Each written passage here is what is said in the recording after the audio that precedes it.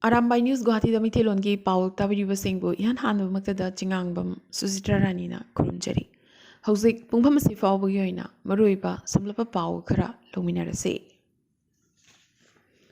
Hailakandi District Sports Association Amadi Star Football Academy na Sinduna under 15 Inter-District Championship Inglisingini Kulhumdoida runners up Tarakraba All Jaribon Sports Academy AJSA gi Sanaroi Shingbu Taramna Opagi Thorum Konsam Ongbi Basantigi Yumda Pangthokre.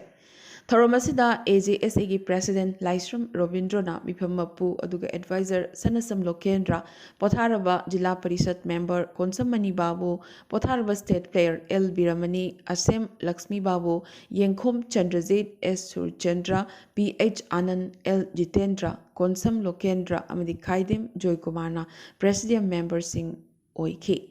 Wangangloi Singna Sanaroi Singda Thagatpa Phongdokibaga Loinana Fazaba Wahayuata Singh Taksi Kasi Naina Wangangadabani Amadi Ahalaman Singh Masak Kangadabani Haibna Chingba Fazaraba Wakalon Singh Phongdoktuna Angang Singhi Pukning Wakal Togat Piki Amadi Tona Hapki. Ngarang All Assam Soccer Futsal Association Headquarter Lakipur gi mifam ama Tolen Khunda leiba Futsal Office ta Association asigi President Furit Sabam Manidhon na mifam apoiduna pangthokre. Mifam asina lakliba August 15 dagina 18 fauba Jaipur Rajasthan da Under 17 Sub Junior 15th National Futsal Championship Inglisini Kulhumdoida Assam dagi Nupamacha team ani saruk yawa haina lepnakhi. August 13 Kunmathoi Faubana Numit Mangani Chupna Kem Torba August Kunithoida Joypur Gitamak Kongsan Gani Haina General Secretary Ngangom Brosaki Surna Tadorok Pachirol Amana Makatana Kangalakle. Hauzik Manipur ki Pauda. Mitay amadi kuki purup anigi marakta thokliba lanasi khundaminariba purup kuntra marigi miyoi singna khamsi akhamba haibadu yaudravade lan makha tana sangtharaktuna pamdaba thokdokya thorakpa yai loinana sauningba amadi pendabana helakpana mitay singna lan tawraklabadi hauzik wariba asidagi saruk chama hena awaba mayoknagani haina manipurgi ningthau amadi MP leisemba sanajawbana ngarang haikre.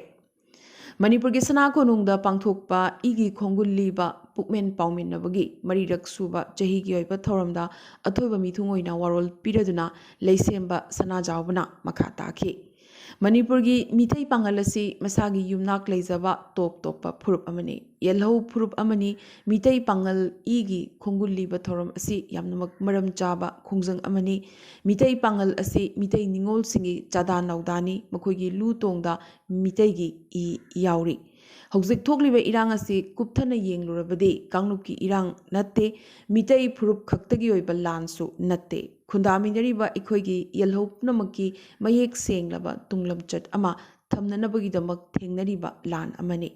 lan asi mitaina haukiba lan amadi natte habasi miyamna khangnarabani mitaidi lan tawdri lan ngakpa khaktani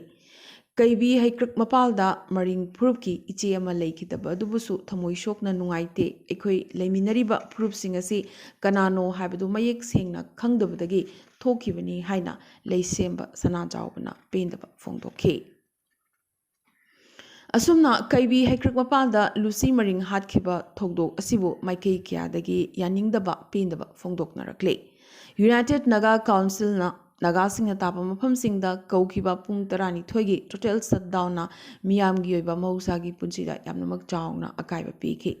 None amadi Tamenglong district ta miyamna lambi da barricade sing fajinduna lambi thingki gari sing chelhankhide district ani asigi school college bank kaithel amadi atilalol itiki mafamsing thonglon ki National Highway number 38 Imphal Jiri Lambigi Bishenpur Khopum Rengpang Lambi Tamenglong Khongsangna Chingbada passenger puba gari sing amata chelhankhide Ukhrul district tasu total shutdown gi mami yamnamak chawna taba uba phangkhi Asida sunatana Uripok tasu nupi singna Lucy Maring mihat ki matangda pendaba phongdokladuna wakat mi phamkhi Maraleba sing matik chaba chirak pinanaba akanba kholau kya su laukhi Maragasida dissolve taukraba Arambai Tengolnasu mihad asigi matangda kanna condemn taukibaga loidana mokoigi matakta mihad asigi marilainana siriba maral singasi aranbani yumpham yaudabani sengdorakli. Kongba khetru lekai de leiba thawai mirelgi ima singna lamdamasigi ima lupkyaga kusamnaduna manipurgi ngamkhaida singnaraklabadi mama oibi singna lemna tharoi haiba banner paiduna CMN Birenga hakthengnana unaduna wari sananaba ngarang rally ama chatki phimu setpi ima mapana luchingduna ipam khambi mai hore khambi mai kallo haibna chingba thaba banner sing paiduna ima lising na India gi machu ohumgi phiralsu paiduna singjamai thongkhong tamna lakhe Singjamai thongkong yaushilakpada Singjamai da kaithel phamlibi amdi dukan phamlibi ima singnasu yaushilaktuna achoba rally am haibadu oikhi CM office tamna lakpada Singjamai chinga makhong traffic island yorakpada Manipur police na thingduna changhankhide police amdi ima singi marakta yamnamak chawna muknabagi thong amasu thokhi mafam aduda ima ibel singna lambi mayai da phamjinduna lambi tangkhai thingjenki Chief Minister na ekhoi amani kauraga unasi haibadu yagadaba natte haina ima singna pendana wakatki aroibada ngasigi tentakpa maroiba pau khara Asam gi Kaziranga Longai Turel gi Torbanda Sava stage ama July 13 ngrang thokaba numit hiyang tanaringai matam miam thomjilakpagi chang asumasum hengalakpadagi ningkhairakpagi tok ama thokre Assam lariba miyasingi mathakta handakta che nabagi wafam ama phongdok lubadagi Assam gi CM Himanta Biswa Sarma gi mathakta FIR file tawrakre Himanta gi mathakta Jammu Kashmir gi hanagi CM Mehbuba Mufti nasu kanna pendaba phongdorakle Guwahati Sahara enchang napigi mamal angakpada tangliba sigidamak sarasida lariba miya vegetable vendor singi mathakta CM na mara sikhibani Guwahati da pangthokpa grand finale da Assam gi Desi Khan na North East Diva English ni kulhumdoi gi luhub ukre Desi mathak Assam gi Jorhat tagi ne Kuki village chief amana popi ubagi damak phakiba atopa chief amabo release tawnanaba IS Deputy Commissioner Office manungdagi mapan thoraknaba mapandagi law khongbagi thong ama chathakre CMN Birena chair logduna ngarang Chief Secretary Singh Security Advisor Singh DGP amadi senior police official singi oiba mifam ama state asida santi purok nabaga mari leina CM Secretariat ta phamkhre Thogliba irang asi loishnabagi matam CM na thabiyu madungam dragadi moral amadi humanity ground da CM gi pham thadokpiyu haina MPCC gi General Secretary P. Sharad Chandrana ngarang haikhre. Nagaland gi Noklak District ki tongan ba saruk singda nauna handakta lebak ningkhaibagi thodok thokhibasing adugi matangda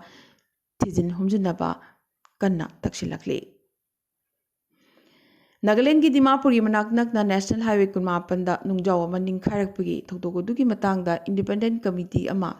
Semduna Thiuba Jathanaba NPF Nasu Kanna demand tawakli. Silong Tura Amadi Jowaida Lord Setting Matam Pungani Kaktam Oikre Adu Atay area sing the day July Tarani Pandagi Hona Pungbangagi Lord Setting Thamgani Hairi. The Pramotha Party Chairman Oibagi Chahianigi Tam Loikramatung Amukana Chairman Kanbagi Wafam Tung Oinaraga Pradyut Deberma Pam Tadok Lagani Lauthokre. Mathang anirak suboina handaki Asian Games asidasu Indian football team yauba ngamloi tawri continent asida top 8 side ta yaunabagi sports ministry gi criteria sudabadagi yauba phangdaba oiramba yai thajanari Manipur tholiba kanglup ki irang asi loishnaba loinana center amadi state anida paliba BJP lenga ki thongbu yaningdaba ulladuna lagliba July 15 India pumbada CPI na Manipur Solidarity Day haina Kongjang Changsin Gadori. Kedarnath Mandir da mobile photography amadi videography siznavada ban tawkre. Loinana Jatrik Singh da lebak macha taba fizol set nanabasu khanghankre. Potegi mamal tangkhalak pamarak asida Pune gi lomi amana kamenasin bi yonduna kharani asida lupa crore 2.9 tan bangamkre. ꯃꯔꯨꯞ ꯃꯄꯥꯡꯁꯤꯡꯒ ꯃꯣꯃꯣ ꯆꯥꯕꯒꯤ challenge ꯇꯧꯅꯔꯨꯕꯗ ꯁꯔꯨꯛ ꯌꯥꯔꯕ ꯃꯇꯨꯡ ꯆꯍꯤ 12 ꯈꯛꯇ ꯁꯨꯔꯤꯕ ꯕꯤꯄꯤꯟ ꯀꯨꯃꯥꯔ ꯄꯥꯁꯋꯥꯟ ꯀꯧꯕ ꯃꯤꯑꯣꯏ ꯑꯃ ꯂꯩꯈꯤꯗ꯭ꯔꯦ꯫ ꯗꯦꯜꯍꯤꯗ ꯂꯩꯕ ꯏꯁꯤꯡ ꯏꯆꯥꯎꯅ ꯁꯣꯛꯂꯕ ꯏꯃꯨꯡ ꯈꯨꯗꯤꯡꯃꯛꯇ ꯂꯨꯄꯥ ꯂꯤꯁꯤꯡ 10,000 ꯄꯤꯒꯅꯤ ꯍꯥꯏꯅ ꯁꯤꯑꯦꯝ ꯑꯔꯕꯤꯟꯗ ꯀꯦꯖꯔꯤꯋꯥꯜꯅ ꯂꯥꯎꯊꯣꯛꯈ꯭ꯔꯦ꯫ ꯂꯩꯉꯥꯛꯅ ꯈꯨꯠ ꯊꯤꯡꯖꯤꯟꯕꯗꯒꯤ ꯏꯟꯗꯤꯌꯥꯒꯤ ꯃꯐꯝ ꯑꯌꯥꯝꯕꯗ ꯈꯥꯃꯦꯟ ꯑꯁꯤꯟꯕꯒꯤ ꯃꯃꯜ ꯍꯟꯊꯔꯛꯈ꯭ꯔꯦ꯫ Delhi bound Air India flight ꯑꯃ ꯇꯦꯛ ꯑꯣꯐ ꯇꯧꯔꯤꯉꯩ ꯃꯅꯨꯡ ꯈꯪꯍꯧꯗꯅ ꯄꯦꯁꯦꯟꯖꯔ ꯑꯃꯒꯤ ꯃꯣꯕꯥꯏꯜ ꯐꯣꯟ ꯄꯣꯈꯥꯏꯔꯛꯄꯗꯒꯤ ꯉꯔꯥꯡ ꯖꯨꯂꯥꯏ 18 ꯎꯗꯩꯄꯨꯔ ꯏꯌꯔꯄꯣꯔꯠꯇ ꯏꯃꯔꯖꯦꯟꯁꯤ ꯂꯦꯟꯗꯤꯡ ꯇꯧꯈ꯭ꯔꯦ꯫ ꯑꯗꯨꯕꯨ ꯏꯁꯨ ꯑꯁꯤ ꯐꯤꯛꯁ ꯇꯧꯔꯕ ꯃꯇꯨꯡ ꯄꯨꯡ ꯑꯃꯃꯨꯛ ꯂꯩꯔꯒ ꯑꯃꯨꯛ ꯍꯟꯅ ꯎꯗꯩꯄꯨꯔꯗꯒꯤ ꯄꯥꯏꯈꯠꯈꯤ꯫ ꯂꯩꯉꯥꯛꯅ ꯈꯨꯠ ꯊꯤꯡꯖꯤꯟꯕꯗꯒꯤ ꯏꯟꯗꯤꯌꯥꯒꯤ ꯃꯐꯝ ꯑꯌꯥꯝꯕꯗ ꯈꯥꯃꯦꯟ ꯑꯁꯤꯟꯕꯒꯤ ꯃꯃꯜ ꯍꯟꯊꯔꯛꯂꯤ꯫ ꯆꯥꯏꯅꯥꯒꯤ ꯅꯣꯔꯊ ꯋꯦꯁꯇꯔꯟ ꯔꯤꯖꯟ ꯖꯤꯟꯖꯤꯌꯥꯡꯗ ꯑꯃꯨꯛꯇ ꯐꯥꯎꯕ ꯃꯥꯌꯣꯛꯅꯈꯤꯗ꯭ꯔꯤꯕ ꯃꯑꯣꯡꯗ ꯈ꯭ꯋꯥꯏꯗꯒꯤ ꯋꯥꯡꯕ ꯇꯦꯝꯄꯦꯔꯦꯆꯔ ꯔꯦꯀꯣꯔꯗ ꯇꯧꯈ꯭ꯔꯦ꯫ ශ්ꯔꯤꯂꯪꯀꯥꯒꯤ ꯖꯥꯐꯅꯥ ꯑꯃꯗꯤ ꯆꯦꯟꯅꯥꯏꯒꯤ ꯃꯔꯛꯇ ꯅꯨꯃꯤꯠ ꯈꯨꯗꯤꯡꯒꯤ ꯑꯣꯏꯕ ꯐ꯭ꯂꯥꯏꯠ ꯁꯔꯚꯤꯁ ꯖꯨꯂꯥꯏ 13ꯗꯒꯤ ꯍꯧꯈ꯭ꯔꯦ꯫ ꯍꯧꯈꯤꯕ ꯊꯥ ꯈꯔꯁꯤꯗ ꯇꯥꯂꯤꯕꯥꯟ ꯑꯣꯊꯣꯔꯤꯇꯤꯅ ꯑꯐꯒꯥꯅꯤꯁꯇꯥꯟꯗ ꯅꯨꯄꯤ ꯑꯃꯗꯤ ꯅꯨꯄꯤꯃꯆꯥꯁꯤꯡꯒꯤ ꯃꯊꯛꯇ ꯑꯊꯤꯡꯕ ꯊꯝꯕꯒꯤ ꯆꯥꯡ ꯌꯥꯝꯅꯃꯛ ꯍꯦꯟꯒꯠꯂꯛꯂꯤ꯫ ꯔꯁꯤꯌꯥꯅ ꯌꯨꯀ꯭ꯔꯦꯟꯒꯤ ꯃꯊꯛꯇ ꯀ꯭ꯔꯥꯏꯃꯤꯌꯥ ꯕ꯭ꯔꯤꯖꯇ ꯇꯣꯏꯅ ꯂꯥꯟꯗꯥꯏ ꯍꯥꯏꯅ ꯃꯔꯥꯜ ꯁꯤꯔꯛꯈ꯭ꯔꯦ꯫ UNSCꯅ ꯆꯠꯂꯤꯕ ꯆꯌꯣꯜ ꯑꯁꯤꯒꯤ ꯃꯅꯨꯡꯗ ꯑꯥꯔꯇꯤꯐꯤꯁꯤꯌꯦꯜ ꯏꯟꯇꯦꯂꯤꯖꯦꯟꯁ (AIꯒꯤ ꯃꯇꯥꯡꯗ ꯑꯍꯥꯟꯕ ꯐꯣꯔꯃꯦꯜ ꯗꯤꯁꯀꯁꯟ ꯑꯃ ꯅ꯭ꯌꯨ ꯌꯣꯔꯛꯇ ꯄꯥꯡꯊꯣꯛꯂꯒꯅꯤ꯫ ꯑꯃꯗꯤ ꯄꯥꯀꯤꯁꯇꯥꯟꯗ ꯅꯨꯄꯤ ꯑꯃꯗꯤ ꯑꯉꯥꯡꯁꯤꯡ ꯌꯥꯎꯅ ꯍꯤꯟꯗꯨ 30 ꯂꯩꯕꯥꯛ ꯑꯁꯤꯗ ꯂꯩꯕ ꯑꯣꯔꯒꯅꯥꯏꯖ ꯀ꯭ꯔꯤꯃꯤꯅꯦꯜ ꯒꯦꯡꯁꯤꯡꯅ ꯐꯥꯖꯤꯟꯗꯨꯅ ꯊꯝꯈ꯭ꯔꯦ ꯍꯥꯏꯔꯤ꯫ ꯑꯗꯨꯒ ꯀꯝꯃ꯭ꯌꯨꯅꯤꯇꯤ ꯑꯁꯤꯒꯤ ꯂꯥꯏ ꯄꯨꯖꯥ ꯇꯧꯕꯒꯤ ꯃꯐꯝꯁꯤꯡꯗꯁꯨ ꯑꯦꯇꯦꯛ ꯇꯧꯒꯅꯤ ꯍꯥꯏꯅ ꯒ꯭ꯔꯨꯞꯁꯤꯡ ꯑꯁꯤꯅ ꯀꯤꯍꯜꯂꯛꯈꯤ ꯍꯥꯏꯕꯒꯤ ꯄꯥꯎ ꯑꯃ ꯄꯥꯀꯤꯁꯇꯥꯟꯒꯤ ꯍ꯭ꯌꯨꯃꯦꯟ ꯔꯥꯏꯠꯁ ꯀꯃꯤꯁꯟꯅ ꯐꯪꯈꯤ꯫ ꯉꯁꯤꯒꯤ ꯑꯣꯏꯅꯗꯤ ꯑꯔꯥꯝꯕꯥꯏ ꯅ꯭ꯌꯨꯁ ꯒꯨꯋꯥꯍꯥꯇꯤꯗ ꯃꯤꯇꯩꯂꯣꯟꯒꯤ ꯄꯥꯎ ꯁꯟꯗꯣꯛꯆꯕ ꯃꯇꯥꯡꯁꯤꯗ ꯂꯣꯏꯁꯤꯟꯖꯕꯒ ꯂꯣꯏꯅꯅ ꯇꯥꯕꯤꯔꯤꯕꯁꯤꯡꯕꯨ ꯑꯃꯨꯛꯀꯁꯨ ꯍꯟꯅ ꯈꯨꯔꯨꯝꯖꯔꯤ꯫